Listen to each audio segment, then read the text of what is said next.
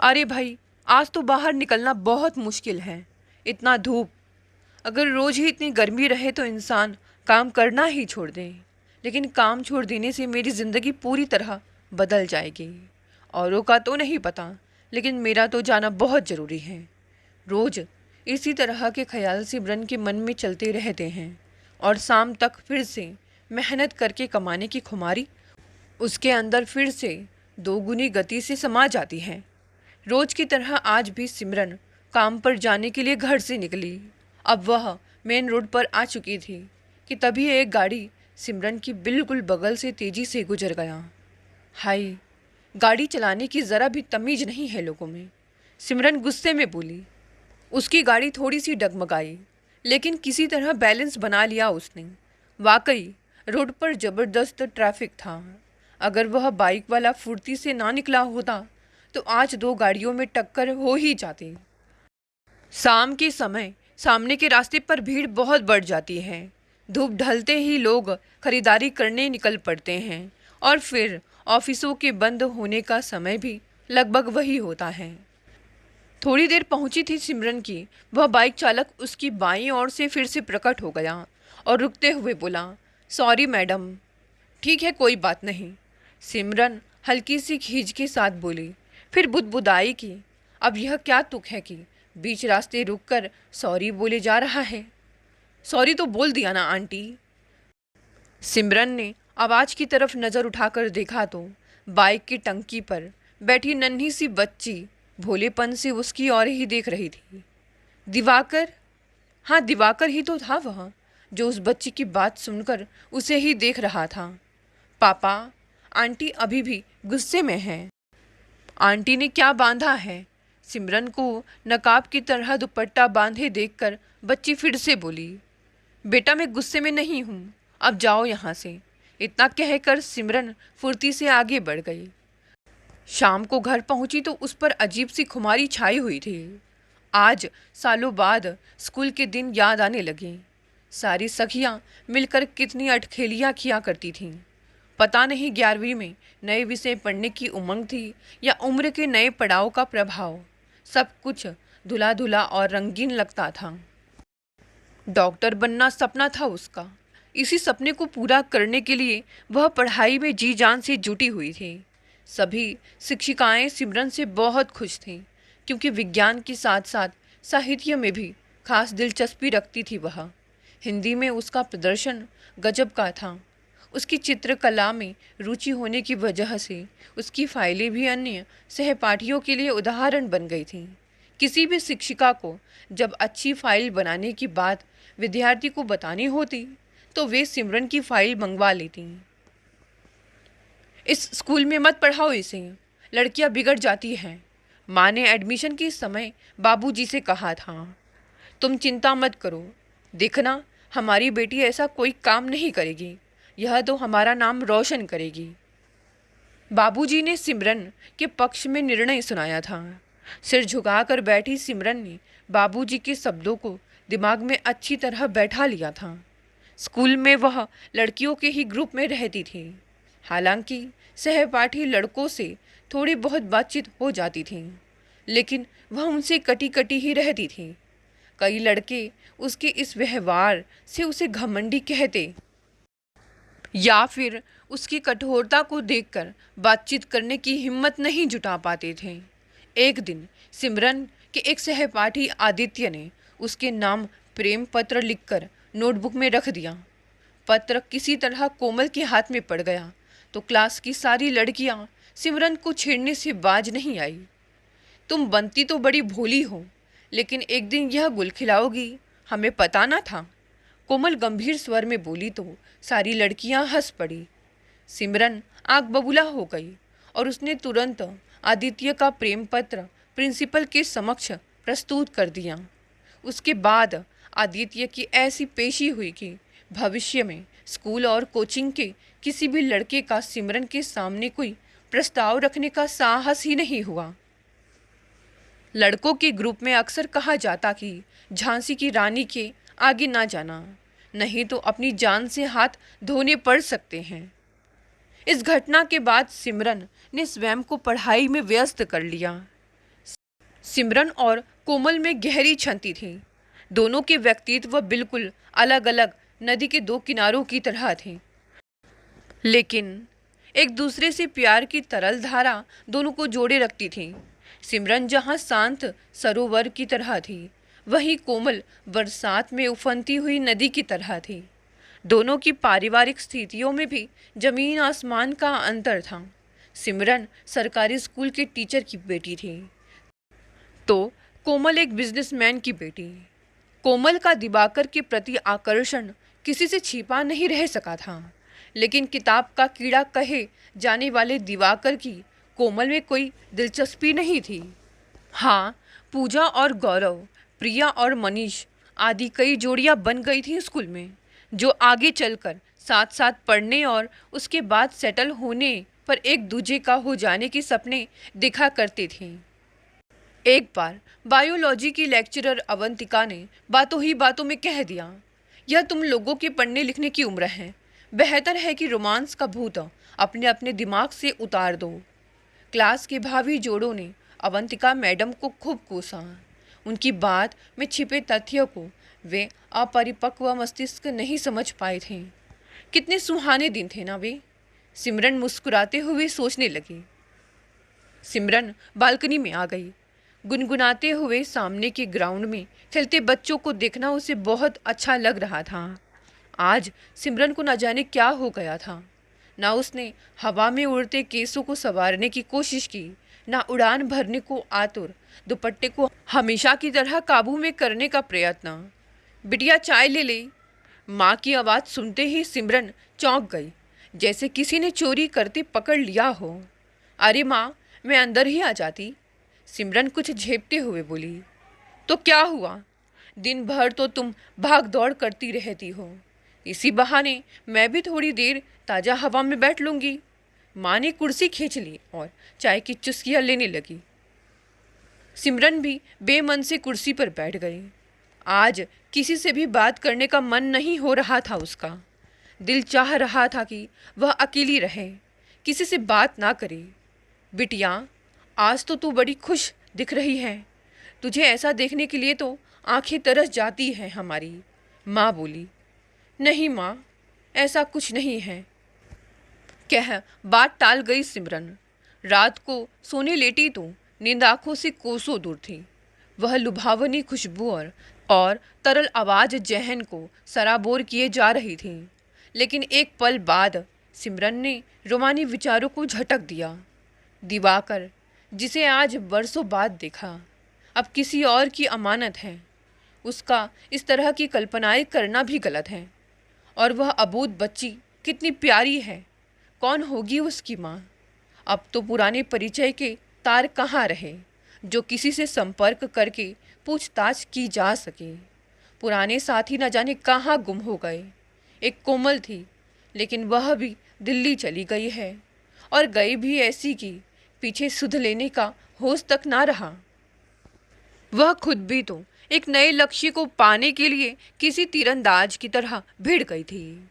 एक दो बार पत्रों का आदान प्रदान कर दोनों ने अपने अपने कर्तव्य की इतिश्री समझ ली और संपर्क के सूत्र ओझल होते गए। बाबूजी, माँ, यह देखिए, मैं फॉर्म ले आई।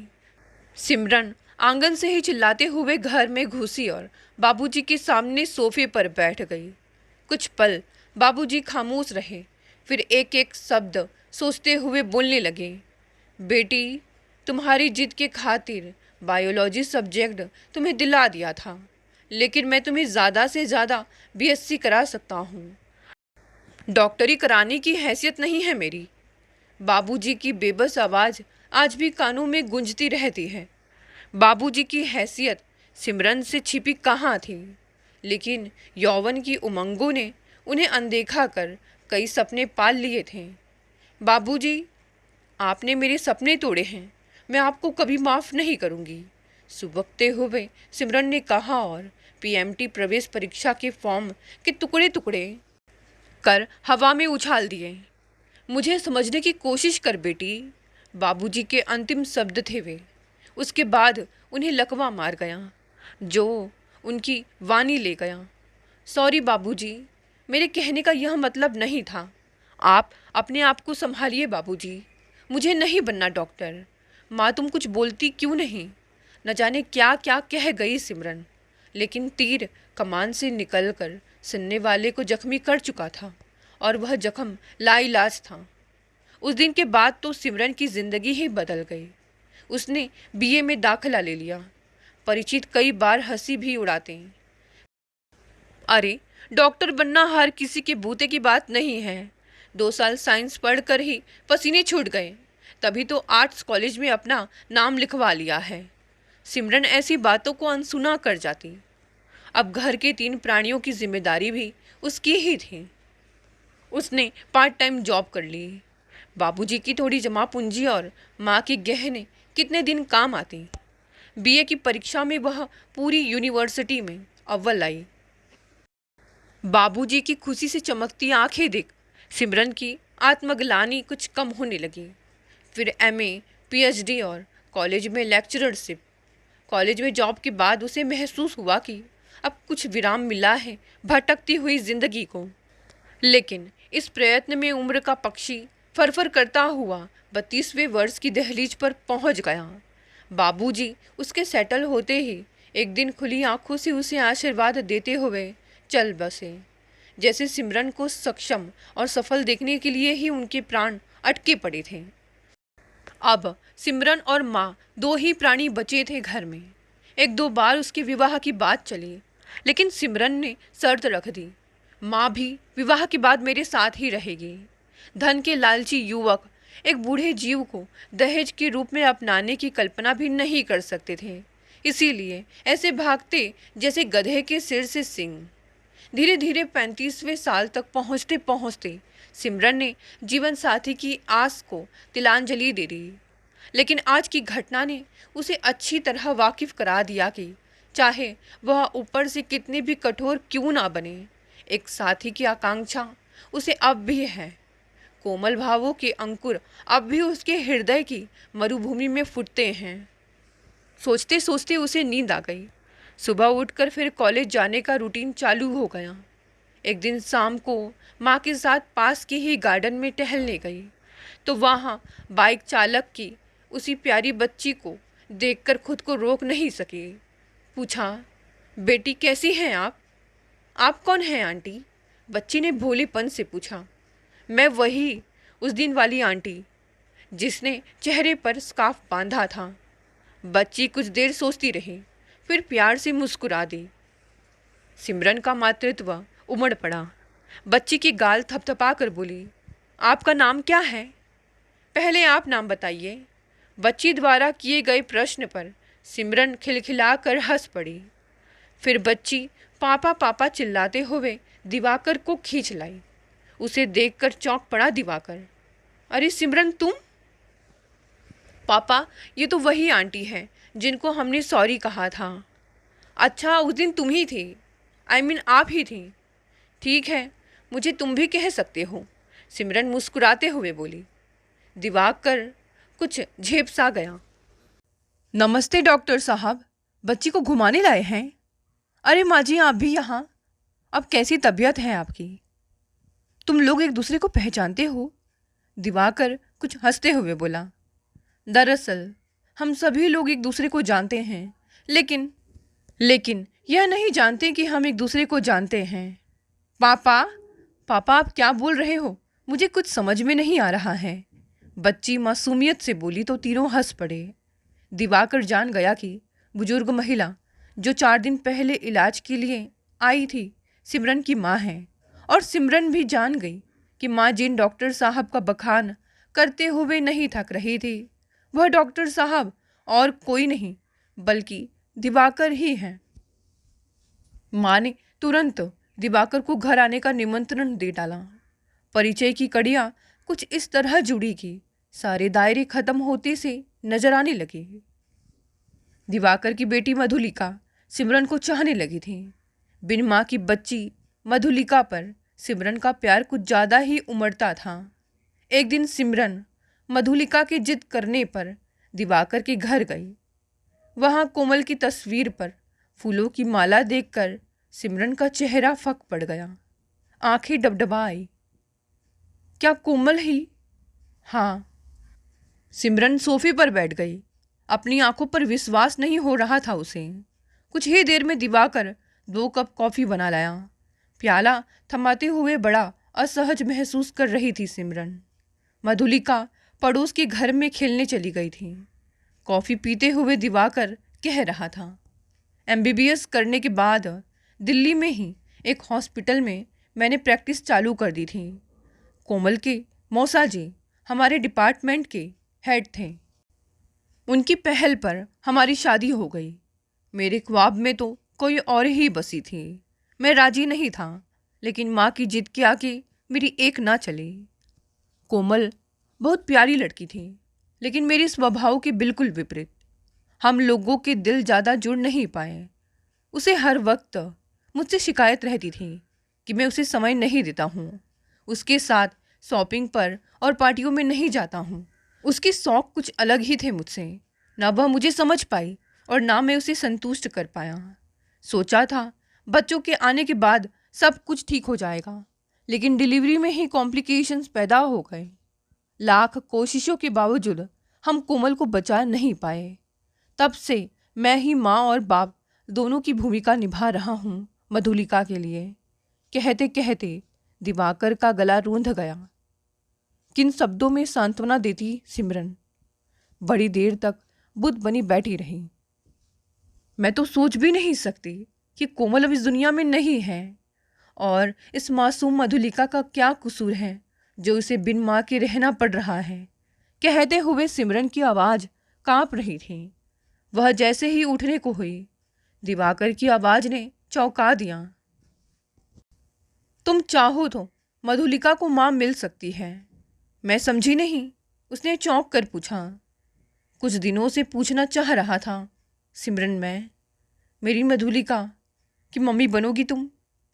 दिवाकर, क्या कह रहे हो तुम? कुछ होश है तुम्हें? मैं तो होश में हूँ, लेकिन निर्णय तुम्हें लेना है। दिवाकर मुस्कुराते हुए अधिकार भाव से बोला।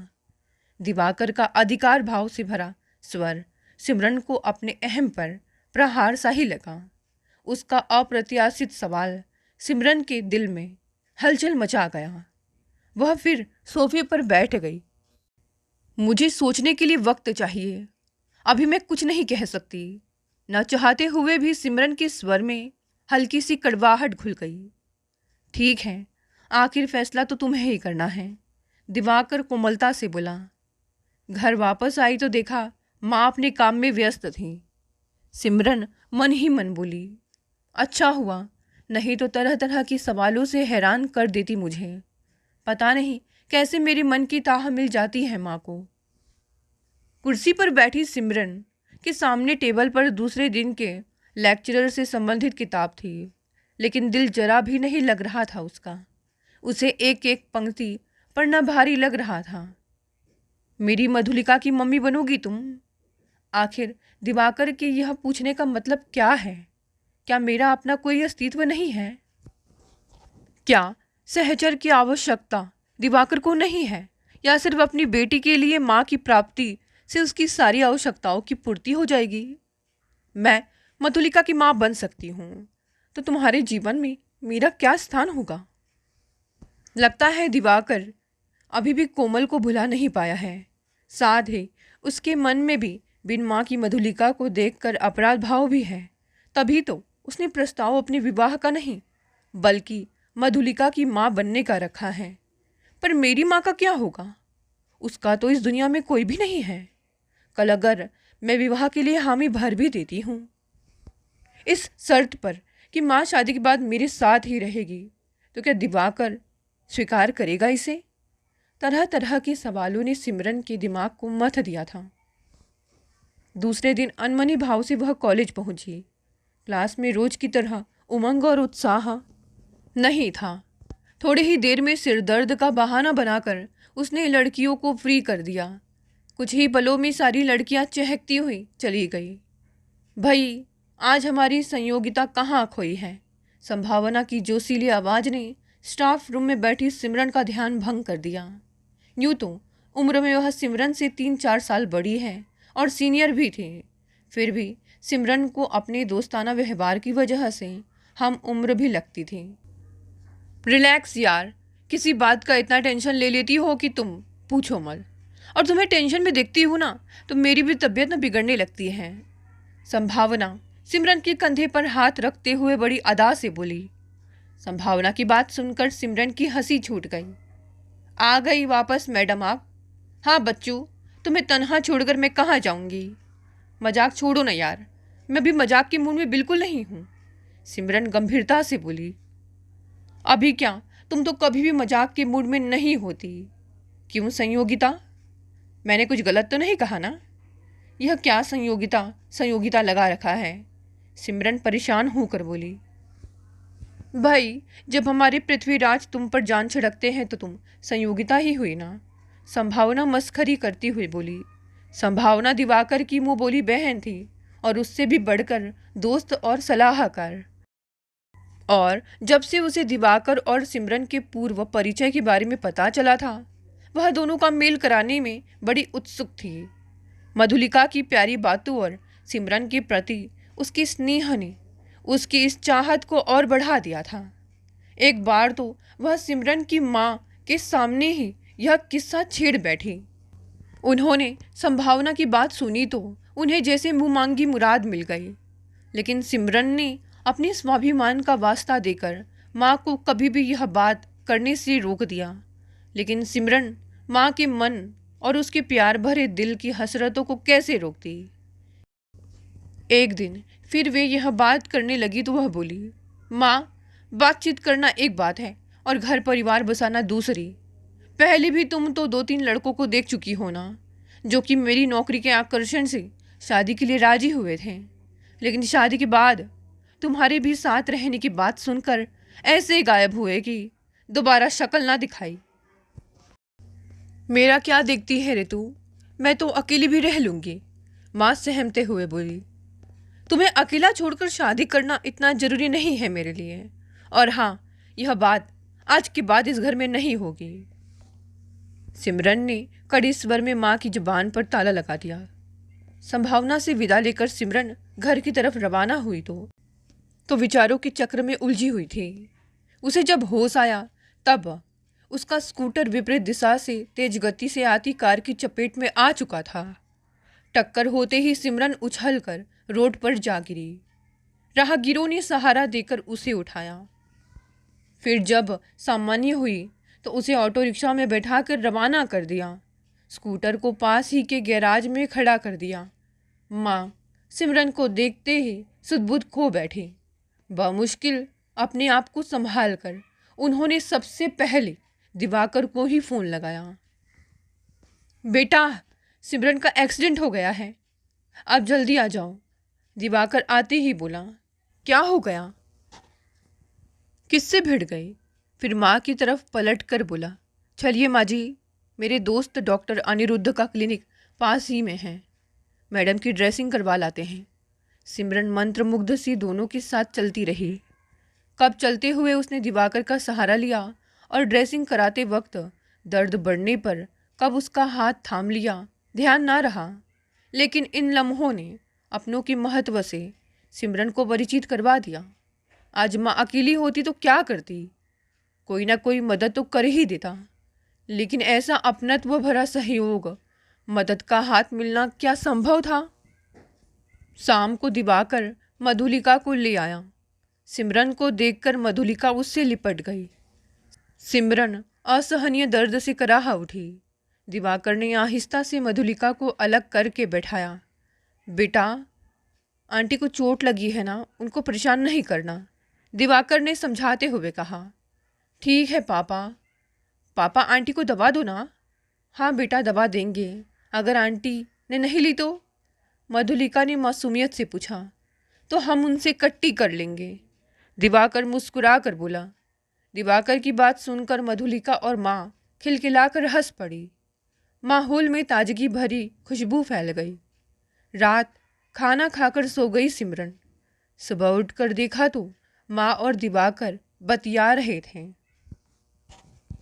दोनों की आंखों के लाल डोरे बता रहे थे कि उन्होंने रात जाग कर काटी है। इसका मतलब दिवाकर घर वापस नहीं गया, यानी कल से क्लिनिक भी बंद ही है। कोई किसी अपने के लिए ही यह सब कर सकता है। मैं बेकार की शंका में फंसी रही। सिमरन को जागा हुआ देखकर माँ लपक कर आ गई और सहारा देकर बैठाया। हाथ और पैर की चोटों में दर्द बराबर बना हुआ था। माँ सिमरन को सहारा देकर मुंह धुला लाई। तब तक दिवाकर चाय और बिस्किट ले आया। मधुलिका होमवर्क करने में व्यस्त थी। बगल के कमरे में उसके पढ़ने की आवाज़ आ रही थी। थोड़ी देर बाद मधुलिका उनके पास पहुंच गई। दिवाकर बोला, माँ जी, अब मैं इजाज़त चाहूँगा। मधुलिका को तैयार कर स्कूल भेजना है और मेरे मरीज राह देखते होंगे। हाँ, मैं शाम को आऊँगा। अच्छा सिमरन, मैं चलूँ? ठीक है, बाय मधुलिका बेटा। माँ और सिमरन ने दोनों को विदा दी। शाम को 4 बजे संभावना कॉलेज से सीधे सिमरन से मिलने चली आई। मैं बोलती थी ना, बेकार की चिंता मत पालो। कहाँ ध्यान रहता है तुम्हारा, और कैसे गाड़ी चलाती हो तुम? संभावना आते ही बनावटी रूस में बरस पड़ी। देखो, मेरा तो वैसे ही बुरा हाल है, तुम मुझे और तंग मत करो। सिमरन धीमी आवाज में बोली। 6 बजे तक दिवाकर भी मधुलिका को लेकर आ गया। बुआ को देखकर मधुलिका चहक उठी। संभावना बोली, हम अपनी मधुलिका बिटिया को अपने घर ले जाएंगे। नहीं, जब तक आंटी ठीक नहीं हो जाती हम कहीं नहीं जाएंगे। मधुलिका इतराते हुए बोली और सिमरन के गले लग गई। मधुलिका का प्यार देखकर माँ, दिवाकर और संभावना की आंखें गीली हो गई। सिमरन भी इससे अछूती नहीं रह गई। चलिए माँ जी, नाश्ते की तैयारी करें। चलो मधुलिका, तुम भी हमारी हेल्प करो। संभावना माँ जी और मधुलिका को किचन में ले गई। दिवाकर पास की कुर्सी खींचकर बैठते हुए बोला, सिमरन, पता नहीं उस दिन की मेरी बात का क्या मतलब निकाला तुमने। आज तुम्हारे लिए एक खास चीज़ लाया हूँ। और हाँ, संभावना ने मुझे सब बता दिया है। माँ जी की जितनी चिंता तुम्हें है ना, उतनी मुझे भी है। यदि तुमने इस नए रिश्ते को स्वीकार किया तो माँ जी को अपने साथ पाकर मुझे बेहद खुशी होगी। तुम्हारे बाबूजी की असमय बीमारी और उनके गुजरने के बाद इतने सालों की तपस्या से तुमने जिस स्वाभिमान की शिला को रचा है, मैं उसे भी ठेस नहीं पहुंचाना चाहता। हाँ, उस शिला में कोई दरवाज़ा निकल सके तो मैं और मधुलिका जरूर उससे गुजर कर तुम्हारे करीब पहुंचना चाहेंगे। सब सुनकर सिमरन सिमट सी गई। दिवाकर ने एक पुरानी डायरी उसकी ओर बढ़ा दी। पहले ही पन्ने पर लिखी थी छोटी सी कविता। सरस्वती कहूँ तुम्हें कि तुम्हें मैं परी कहूँ, कह दो तुम्ही क्या मैं तुम्हें सुंदरी कहूँ। तुमको कुंतला पुकारूँ या कहूँ शकुंतला, या फिर तुमको मैं कादम्बरी कहूँ, चित्रा कहूँ या सुमित्रा, चंदा या सितारा, अथवा सावित्री सत्य से तुम्हें भरी कहूँ। नीचे लिखा था सिमरन के लिए, जो इन पंक्तियों को कभी नहीं पढ़ेगी। उसमें तारीख थी उस साल की जब वे 12वीं कक्षा में थे। डायरी बंद कर सिमरन ने दिवाकर की ओर देखा, फिर हौले से बोली, दिवाकर, सिमरन ने अपने लिए लिखी पंक्तियों को पढ़ लिया है। और अपनी स्वीकृति देते हुए दिवाकर के हाथों को अपनी हथेलियों में छिपा लिया। उस पल दर्द के बावजूद सिमरन के चेहरे पर मुस्कान थी। नए रिश्ते को अपना कर मिली मुस्कान। दिवाकर की आंखों में खुशहाल परिवार के सपने झिलमिलाने लगे। दोस्तों, ये कहानी यहीं समाप्त हो गई।